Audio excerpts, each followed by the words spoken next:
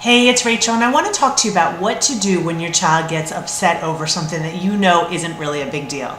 So maybe you have a younger child and they get really upset because you gave them the red cup instead of the blue cup. Or maybe you have an older child and they really get upset because they didn't get the right pair of shoes or the right pair of pants. Something you know is really inconsequential in the big picture of things.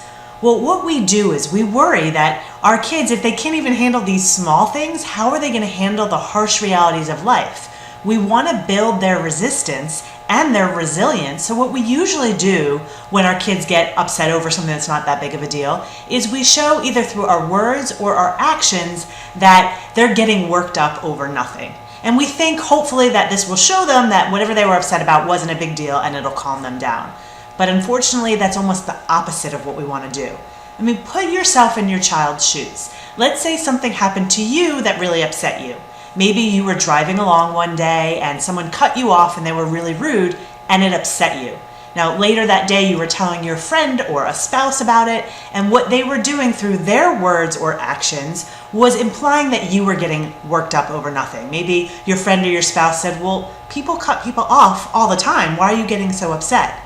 What happens to you when you feel minimized is that you don't necessarily say, oh, you're right, I shouldn't have gotten upset. What you do is you dig your heels in deeper. Because when any person doesn't really feel heard, our instinct is to try to get people to listen to us. So we become almost more convinced that we're right.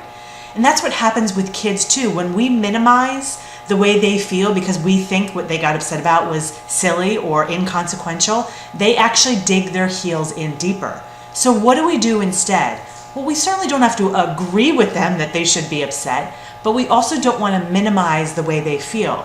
Just like if you had this situation where someone cut you off and you were really upset, you don't necessarily need someone to agree with you, but you would want someone to listen to you and respect your perspective. So that's really what you do for a child as well. If they're upset that they didn't get a cup or they didn't get a piece of clothing that they wanted, just listen to them. And then when they're done, you can say something like, yeah, I can see why that would upset you.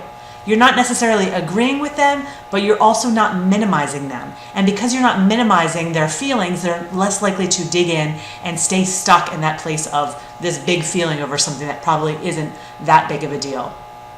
So if you have any questions about that, feel free to email me at rachel@rachel-bailey.com.